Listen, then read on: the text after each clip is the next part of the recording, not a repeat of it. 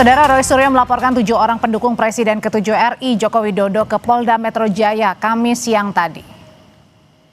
Roy Suryo melaporkan 7 orang pendukung Jokowi atas kapasitasnya sebagai warga negara Indonesia bukan sebagai tersangka kasus dugaan ijazah palsu Jokowi. Ketujuh orang yang dilaporkan Roy Suryo adalah yang sebelumnya melaporkan Roy Suryo CS ke Polda Metro Jaya atas tudingan ijazah palsu Jokowi. Ada 2 klaster terlapor, 5 orang dilaporkan atas dugaan pencemaran nama baik dan 2 orang lainnya karena tuduhan keterlibatan Roy Suryo dalam kasus korupsi proyek Hambalang. Hari ini, tanggal 8 Januari 2026, Mas Roy melaporkan 7 terlapor yang mereka tentu adalah pendukung Pak Joko Widodo. Laporkan Mas Roy ini ada 2 klaster. Klaster pertama adalah klaster di mana ada 5 terlapor yang diduga kuat telah melakukan pencemaran nama baik terkait dengan tuduhan dan fitnah bahwa ijazah Mas Roy adalah ijazah palsu.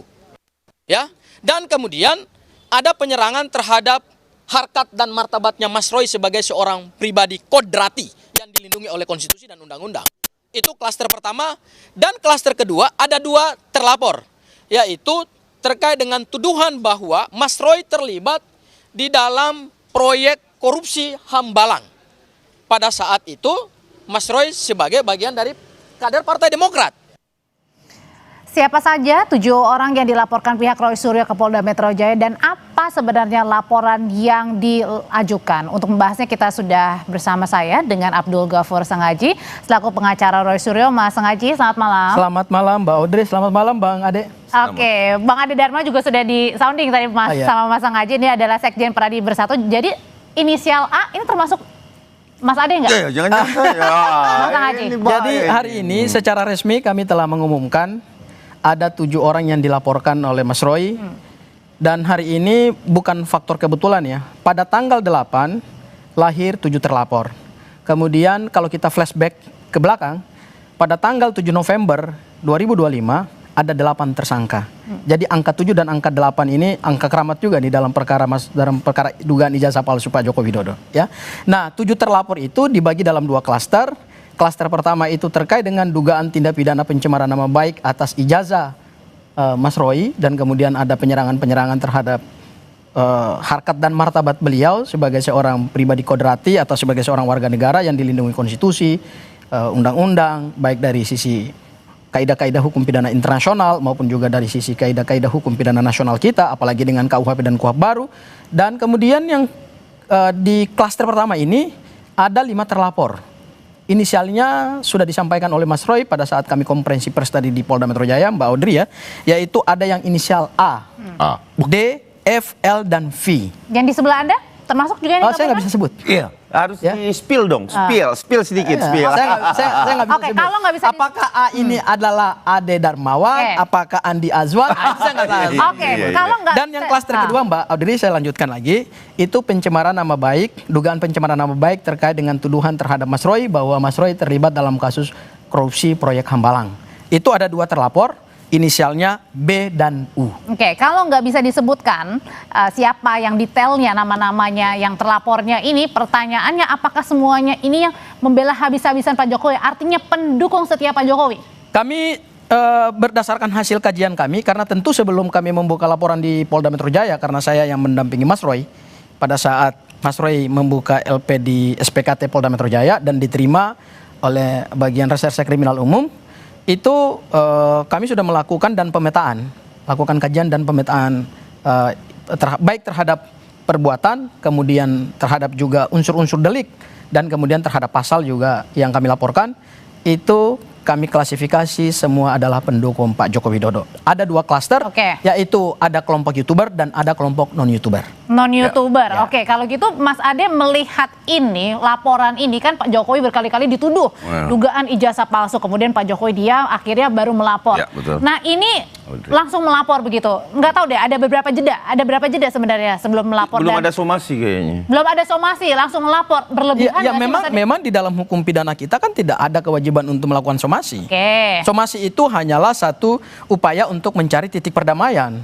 Karena Mas Roy ini difitnah, dicemarkan secara quote and quote, secara berlebihan, dan pernyataan-pernyataan itu mengandung satu dugaan tindak pidana, ya maka Mas Roy sebagai seorang warga negara punya hak untuk tidak melakukan somasi, langsung saja membuka laporan, karena hukum pidana kita tidak mengatur adanya kewajiban pelapor untuk kemudian melakukan somasi terhadap terlapor gitu, nggak ada kewajiban. Kalau dari Mas Ade sendiri, berlebihan nggak ini sih laporannya? Kalau saya bilang sih ini ada situasi yang memang Mas Roy terjepit.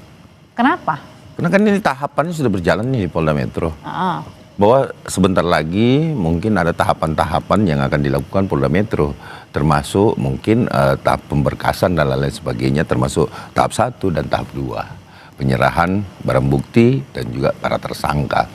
Nah, kemudian saya melihatnya gini, Mbak, sengaja dihajar-hajarin ini pendukung Pak Jokowi, tapi percayalah bahwa kalau itu adalah militansi dari pembela Bapak Insinyur Joko Widodo, pendukungnya, saya rasa mereka nggak ngeper, tidak akan pernah takut sama. Jadi Anda anggap ini merupakan serangan balik? Serangan balik untuk supaya pendukung Pak Jokowi ini tidak akan mendukung lagi, dalam artian ada rasa takut ketika dibela Pak Jokowi ini nanti bisa dilaporkan.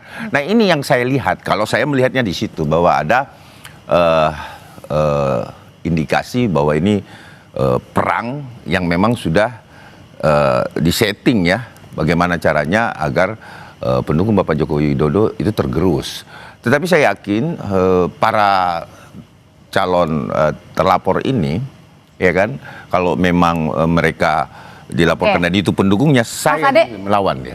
Oke, kita tahan dulu sebentar ya, kita dengarkan dulu kumandang azan maghrib bagi wilayah Jakarta dan juga sekitarnya. Kita lanjutkan lagi perbincangan sebelumnya. Mas Ade, yang jadi pertanyaan saya adalah pada saat hari ini Mas Roy Suryo melaporkan 7 orang begitu yang menuding dugaan ijazah palsunya Mas Roy, sama juga dengan dugaan kasus korupsi Hambalang. Nah, di beberapa hari berikutnya ini kan Partai Demokrat juga melapor nih. Sebelumnya. Selang beberapa hari, apakah ini kemudian Anda menduga-duga jangan-jangan ada kaitannya nih satu-satu? Ya, kita tidak bisa menduga-duga ya. Tetapi apapun itu, saya melihat kalau laporan Partai Demokrat kan jelas tuh nama-namanya tuh nggak dijadikan satu question mark bagi masyarakat Indonesia. Ini inisial A, B, C, D dan lain-lain sebagainya. Itu langsung. Tetapi saya meyakini bahwa dan menyayangkan Partai Demokrat melakukan pelaporan. Kenapa? Karena ini tidak baik untuk parpol. Kalau yang sekarang ini kan haknya Mas Roy, dia laksanakan ketika dia merasa dicemarkan. Tetapi apapun itu, kan ada status tersangka di sini. Tersangka bagi Mas Roy. Nah, ketika seorang tersangka melaporkan, nah ini seperti apa? Dan ini ada kaitannya juga dengan ijazah palsu. Artinya ijazah yang diduga palsu ya, yang sudah dimumingkan dari 10 tahun yang lalu, itu sudah bergulir terus-menerus. Tapi ya inilah masyarakat akan menilai ini partai politik tertentu. Oke, balik lagi ke tudingannya Mas Roy hari ini. Jadi Mbak Audrey, saya perlu klarifikasi yang apa yang disampaikan oleh Bang Ade Darmawan ya. Saya pikir dalam persoalan penegakan hukum kan kita tidak boleh berhalusinasi. Berhalusinasi itu dalam arti mengkaitkan satu peristiwa hukum dengan apa yang dilakukan oleh Partai Demokrat. Tentu perlu saya klarifikasi bahwa kami selaku tim kuasa hukum Mas Roy yang mendampingi Mas Roy pada saat pemeriksaan, pada saat Mas Roy melaporkan itu di Polda Metro Jaya, itu sama sekali nggak ada kaitannya kok dengan langkah Partai Demokrat, bahwa kemudian beda. Karena gini, di dalam hukum pidana material kita kenal ada namanya kualifikasi delik, ya, dan pasal-pasal yang dilaporkan oleh Partai Demokrat itu berbeda. Yang dilaporkan itu adalah pasal-pasal yang berkaitan dengan berita bohong. Ya, pasal 263 KUHP. Sementara yang kami laporkan ini terkait dengan pencemaran nama baik. Ada pasal 433 ayat 2 dan pasal 434 ayat 1. Itu perlu saya klarifikasi dulu tuh ya. Jadi jangan kita berhalusinasi soal itu. Yang kedua, soal status tersangka Mas Roy. Saya pikir hari ini seluruh dunia juga tahu Mas Roy itu adalah tersangka. Tetapi penetapan tersangka berdasarkan KUHP kita dan KUHP kita dan semua aturan perundang-undangan kita, baik undang-undang kekuasaan kehakiman, undang-undang kejaksaan, KUHP yang baru, KUHP yang baru, itu tidak ada pembatasan kalau seorang menjadi tersangka kemudian tidak boleh membela harkat dan martabatnya. Nggak, beda. Jadi yang dilaporkan oleh Mas Roy ini dua peristiwa hukum yang berbeda dengan yang punya Pak Jokowi. Tapi apakah yang tadi juga sudah dilaporkan oleh Mas Roy, Anda juga membawa bukti? Buktinya apa? Loh, LP itu bisa diterima karena kami bisa meyakinkan pihak Polda Metro Jaya pada saat kami mempresentasikan, karena saya yang mempresentasikan semua bukti-bukti dan unsur-unsur delik, ya kan, kami bisa mempresentasikan itu sehingga kemudian penyidik merasa yakin dengan bukti awal yang cukup ini. Apa nih buktinya? Karena gini, atau buktinya apa? di KUHP kita yang baru, ingat ya Bang? Iya, 8. Itu ada 8 alat bukti. Iya. Ya. 8 alat bukti, salah satunya adalah bukti elektronik. Iya. Dan kemudian ada juga barang bukti. Iya. Sekarang beda dengan KUHP yang lama. Kalau KUHP yang lama itu kan hanya 5 alat bukti diatur dalam pasal 184 KUHP yang baru. Nah, kami membawa bukti-bukti elektronik, ya, baik dalam bentuk flash disk yang mana Mas Roy mengunggah video-video tersebut dari kanal YouTube. Jadi meskipun ada beberapa calon terlapor atau quote and quote ya, quote and quote mungkin nanti naik tahap penyidikan akan ada tersangka kepada mereka itu sudah kemudian men-take down beberapa video. Saya jujur saja, ada beberapa yang sudah menghapus ini seperti ingin menghilangkan jejak digitalnya gitu. Tapi kan Mas Roy bukan orang yang bodoh gitu. Mas Roy seorang ahli telematika yang sudah kemudian melakukan kajian secara detail, ya, melakukan pemetaan secara detail, baik dalam sisi pernyataan-pernyataan, detik per detik, menit per menit, dan kemudian sudah mengunggah itu semua. Jadi kami sudah simpan semua bukti-bukti itu, dan bukti-bukti itulah yang kemudian meyakinkan penyidik, meyakinkan Polda Metro Jaya, sehingga keluar LP. Ya, tidak masalah. Nah, kalau gitu pertanyaan berikutnya, Mas Ade, apakah kemudian dengan tadi bukti-bukti yang sudah dibawa dan diserahkan ke polisi juga menurut Anda nih sampai sekarang bulan Januari 2026 kasus dugaan ijazah palsunya Pak Jokowi sekarang melebar ke kasus pelaporan dugaan ijazah palsunya Mas Roy, belum lagi tadi dugaan korupsinya dan lain sebagainya. Apakah ini semakin melebar nggak? Jadi ujungnya ini sebenarnya yang mana nih? Jadi sebenarnya ini counter attack aja sih. Kalau saya melihat, artinya ya yang saya katakan tadi bahwa ingin menggerus, ya, kalau dari sisi politik itu pengen menggerus apa? Dukungan Pak Jokowi, pembelaan terhadap Pak Insinyur Joko Widodo, pendukung-pendukungnya ikut dilaporkan gitu loh. Padahal sebenarnya kontestasinya saat ini ya kan antara Bapak Jokowi dan Roy Suryo CS kan itu. Nah, mereka ini kan adalah pegiat sosial media. Pegiat sosial media ini adalah mereka mengambil capture, menyatukan, kemudian dijadikan berita, dan itu adalah piring makan anak bangsa kan. Nah, makanya saya selalu menyayangkan. Tapi Bang Ade, mohon maaf, sebentar, di dalam bukti-bukti yang kami miliki itu tidak ada yang mengcapture, tapi itu pernyataan-pernyataan langsung. Saya belum melihat baru dugaan aja. Iya, tapi kalau bukti kami nggak ada. Saya pastikan itu tidak pernyataan-pernyataan orang lain diambil. Dan saya juga belum tahu siapa-siapa yang dilaporkan, tetapi yang pasti adalah ketika kemudian ini berproses, kita lihat aja Bang sampai di mana proses ini bisa berjalan, kan itu. Bahwa kalau kita menyampaikan bahwa ini harus segera naik sidik dan penetapan tersangka kan prematur. Ya kan, sangat prematur. Nah, yang kita tunggu sekarang ini adalah tahapan sebenarnya Mas Roy yang harus segera di P21-kan gitu loh, biar nggak lama. Nah, ini akan menelan korban banyak kalau seperti ini. Berarti jadi gini Mbak Audrey, saya kira kalau persoalan status tersangka Mas Roy itu nggak ada masalah. Kami kan juga pihaknya kan pasif gitu dalam konteks Mas Roy sebagai tersangka. Tapi mungkin dipertanyakan oleh Mas Ade lah, kenapa penyidik yang kemudian harusnya Bang Ade minta ke penyidik, itu satu hal. Hal yang kedua, hal yang kedua adalah ini bukan karena Mas Roy melakukan counter attack, bukan, dan ingin menggerus dukungan Pak Jokowi, tidak. Karena peristiwa hukum itu mau didukung 1000 bahkan jutaan orang sekalipun, tetapi ketika peristiwa pidananya ada, unsur deliknya terpenuhi, pasalnya bisa dipertanggungjawabkan, mau 1 juta orang, mau mau 2 juta orang, mau 100 juta orang mendukung pun penegakan hukum tetap terjadi. Itu yang pertama. Kemudian yang kedua, apa yang dilakukan oleh Mas Roy itu tidak untuk menghambat proses hukumnya terhadap Mas Roy, di mana dugaan ijazah palsu Pak Joko Widodo itu tanda disidik oleh penyidik Polda Metro Jaya. Saya pikir itu hal yang berbeda. Jangan dicampur adukan gitu. Karena setiap peristiwa hukum jadi bukan akan mengulur-ngulur ya? Enggak ada. Kami bukan mengulur tapi counter attack. Enggak, kami juga enggak counter attack. Yang dilakukan oleh Mas Roy Saya adalah melihatnya seperti itu. beliau memperjuangkan harkat dan martabatnya. Apalagi kalau ada Mas Ade ngomong, loh ini laporannya prematur. Ya nanti kita lihat prematur saja. dalam artian laporan bahwa kemudian sudah harus diperkirakan naik sidik. Loh iya dong, kan gini. Kemudian kami masuk ke justru tahap meminta supaya penyidik Polda Metro Jaya penyelidikan dulu, harus kemudian menjunjung dilihat tinggi dulu apakah buktinya masuk asas atau proporsionalitas, tidak, gitu loh. asas imparsialitas. Bang, jadi kita dia tidak boleh, jangan prematur dia tidak menentukan, boleh oh, ini aku menerima harus segera naik sidik. menerima Ini RT harus Pak Jokowi, segera, kemudian menetapkan jadi tersangka. tapi terhadap laporan Mas Roy itu tidak ditindaklanjuti dengan penyidikan dan penetapan tersangka. Nah, kalau gitu pertanyaan, karena kami punya bukti yang cukup kuat. Oke, kalau punya bukti yang cukup kuat, waktu itu kan beberapa waktu lalu Mas Ade juga menginginkan tersangka Mas Roy ini segera ditahan. Ya. Apakah Anda juga melihat dengan tidak ditahannya ini seakan-akan membuat tersangka Roy Suryo CS ini kemudian bisa melakukan apapun? Masih ada tahapan yang bisa melakukan penahanan karena gini. Tapi Anda berarti artinya tetap meminta untuk ditahan? Tetap saya meminta kepada Polda Metro Jaya untuk dilakukan penahanan. Saya konsisten di situ. Kenapa? Karena ini ancaman di atas 5 tahun gitu loh. Ya harus dilakukan penahanan dong. Kalau syarat objektifnya sudah dilaksanakan, syarat subjektifnya harus berjalan dong. Kita sudah Polda Metro Jaya dalam hal ini sebagai penyidik itu sudah melaksanakan syarat-syarat objektifnya. Nah, sekarang sisa syarat subjektifnya dia. Artinya, kenapa saya bilang begitu? Gelar perkara sudah dilaksanakan. Ya kan, ijazah sudah diperlihatkan, ya kan. Terus kemudian saat ini yang tidak diambil tiketnya adalah Prapit. Ya kan, saya menantang Mas Roy untuk mengambil tiketnya lagi. Kan masih ada satu upaya hukum, yaitu Prapit. Iya, untuk menghilangkan status tersangka kalau misalkan memang ini adalah tiket. Tetapi itu tidak dilakukan.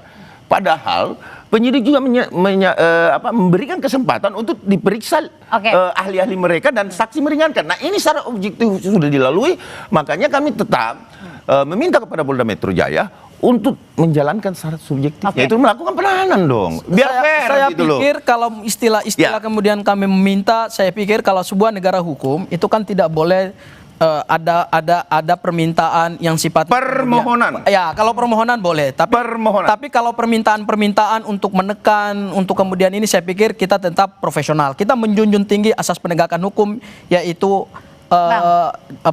rule of law dan due process of law. Nah, terkait dengan penahanan, saya pikir kalau penyidik itu mau melakukan penahanan dari awal tanpa diminta oleh Bang Ade pun, pada saat Mas Roy diperiksa sebagai tersangka, itu harusnya sudah dilakukan penahanan. Ya, upaya paksa secara objektif sudah dilakukan, yaitu pencekalan. Nah, sekarang tahapannya pencekalan dengan penahanan itu dua langkah hukum yang berbeda. Pencekalan itu adalah tindakan administratif di dalam undang-undang keimigrasian menghambat supaya seseorang warga negara, jangankan cuma sebagai tersangka, orang jadi saksi pun juga bisa dicekal juga supaya tidak keluar dari wilayah yurisdiksi Republik Indonesia. Tetapi kalau penahanan itu bagian dari upaya paksa. Nah, itu yang tidak diambil oleh Polda Metro Jaya. Pertanyaannya kenapa tidak diambil oleh Polda Metro Jaya? Berdasarkan keyakinan kami dengan KUHP yang baru, Undang-Undang Nomor 20 Tahun 2025 yang baru saja berlaku tanggal 2 kemarin, justru penahanan itu semakin diperketat oleh undang-undang di pasal 100 ayat 4. Yaitu bukan hanya syarat objektifnya saja ancaman pidananya harus 5 tahun. Sekarang syarat subjektifnya itu diperketat. Yaitu selain 3 itu tadi Bang, yaitu 2 kali panggil mangkir, mempengaruhi saksi, kemudian memberikan pernyataan palsu. Itu kan tidak pernah dilakukan oleh Mas Roy. Balik lagi ke topik kita soal yang laporan Mas Roy pada hari ini. Kalau gitu sebenarnya yang dilaporkan itu terkait dengan konten-konten pernyataannya atau gimana nih, kan karena tadi bilangnya pendukungnya Pak Jokowi kan yang Anda laporkan. Iya, yang dilaporkan itu kan adalah perbuatan-perbuatan. Jadi perbuatan itu kan baik yang dilakukan secara lisan, baik kemudian dilakukan secara langsung, kan ada kualifikasi. Kalau kita bicara delik material itu kan baik perbuatan itu kan maknanya luas. Perbuatan dengan misalnya fisik, kalau itu masuk nanti ke kekerasan, ke penganiayaan, ke pembunuhan. Kalau masuknya lewat kata-kata, ya berarti di situ ada pencemaran nama baik dan fitnah, dan itu diatur secara ketat. Mas Ade merasa Anda pernah mencemarkan nama baiknya Mas Roy? Kalau saya sih pribadi tidak pernah membahas Hambalang ya. terus kemudian tidak pernah membahas Dugaan terkait ijazah. Ya, jadi saya rasa mungkin saja itu, dan saya tidak pernah tuh membahas itu ya. Jadi saya rasa berarti bukan masuk inisial A ya? Iya, bisa saja. Karena saya belum pernah di media manapun, mau di YouTube, mau di media mainstream seperti Kompas dan lain sebagainya, itu saya belum pernah membahas tentang itu. Namun apapun itu, bahwa saya tetap berpikir, menganalisa bahwa apa yang dilakukan Mas Roy ini counter attack dari laporan Bapak Insinyur Joko Widodo. Itu aja, bahwa faktanya ada ketakutan Mas Roy sebenarnya ini. Ini kan tahapannya jadi dicari-cari. Iya, ini sebentar lagi kok, bahwa ini akan P21 sebentar lagi kok ini. Kita melihat itu. Namun sisa diperiksa saksi yang meringankan dan saksi adicar ya yang saya pikir nggak masalah itu Bang Ade, kami tetap menghargai proses hukum kok. Bahwa kemudian ada ketakutan ya itu kan persepsinya Bang Ade saja, ya kan. Apa yang dialami oleh Mas Roy kan jadi melebar nggak sih Bang? Nah, kenapa ini melebar? Ini menarik ini. Di tahun 2025 ini kita kan masuk ke di tahun 2026 kita masuk babak baru. Babak barunya adalah ada 7 terlapor. Babak yang lamanya itu ada 8 tersangka. Kenapa kemudian dia melebar begini? Persoalannya Mas Roy apa bukan? Persoalannya adalah kenapa Pak Joko Widodo dari awal mengambil langkah hukum pidana terhadap hasil penelitian Mas Roy, Bang Rismond dan Dr. Tifa. Ketika dia ambil langkah hukum pidana kemudian dibela oleh para pendukungnya, begitu ada dugaan peristiwa pidana yang juga dilakukan oleh para pendukungnya, maka Mas Roy punya hak juga dong untuk mengambil langkah hukum Tapi pidana. bukannya sah-sah saja jadi ketika para pendukung mendukung? Sah-sah saja. Jadi kami tidak untuk konteksnya adalah kalau sah saja maksudnya kenapa harus melaporkan gitu? Kenapa tidak ada sah-sah saja gitu? itu dalam arti hak seorang warga negara ketika dicemarkan nama baiknya, kan Pak Jokowi juga mengambil langkah itu ketika merasa nama baiknya dicemarkan. Dan itu sah secara hukum. Begitu juga dengan Mas Roy. Mas Roy juga punya hak hukum yang secara undang-undang melindungi hal tersebut. Artinya ketika ada orang-orang pendukung Pak Joko Widodo, saya kira kalau bukan pendukung Pak Joko Widodo mau siapapun, kalau memang mereka juga melakukan hal yang sama terhadap Mas Roy, pasti juga akan Mas Roy melakukan tindakan yang sama. Saya pikir juga Bang Ade, kalau difitnah juga, kemudian dicemarkan nama baiknya juga, pasti akan melakukan hal, kita akan melakukan melihat langkah hukum publik yang itu sama. Netizen dan lain-lain itu sudah cerdas melihat situasi. Justru Bang, dan saya pikir dengan undang-undang yang baru ini, undang-undang yang baru ini, justru penghinaan dan pencemaran nama baik itu semakin ketat, Mbak. Dahulu di KUHP kita yang lama, dulu kami yang digantikan undang-undang yang baru, bahwa kasus itu pada saat seseorang dilaporkan, kita melaporkan juga bahwa itu adalah counter attack yang biasa menjadi nilai bargaining bagi kita untuk bisa kalau bukan 1011 lah kan gitu. Nah itu biasa dilakukan. Makanya saya anggap bahwa saya yakin betul bahwa teman-teman juga yang dilaporkan akan menghadapi itu. Bahwa kita tidak akan mundur selangkah pun untuk tidak membela Bapak Insinyur Joko Widodo. Itu pernyataan yang gentleman. Sama seperti Mas Roy. Mas Roy juga tidak akan mundur satu langkah pun dalam menghadapi proses hukum ini gitu. Kenapa kami tidak menyebut gini? Kenapa kami tidak menyebut 7 nama itu? Karena kami nggak ingin menciptakan kegaduhan. Baik. Ya, kami menghargai. Kenapa ceritanya sudah gaduh, Bang? Gini, tapi kami tidak menghargai privasi orang. Nanti saja rakyat Indonesia akan tahu pada saat 7 orang itu mulai. Jadi intinya adalah masing-masing kasus hukumnya terus berjalan gitu ya. Terus berjalan dong. Kita menghargai hukum gitu. Apalagi dengan KUHP yang baru, KUHP yang baru, Mbak. Itu pencemaran nama baik itu diatur dalam 5 pasal. Kalau KUHP yang lama itu hanya 3 pasal, 2 pasal, 310, 311. Sekarang 5 pasal. Baik, sudah lebih ketat. Bang Sang Haji, terima kasih Mas Ade, terima kasih. Sama-sama Mbak Audrey.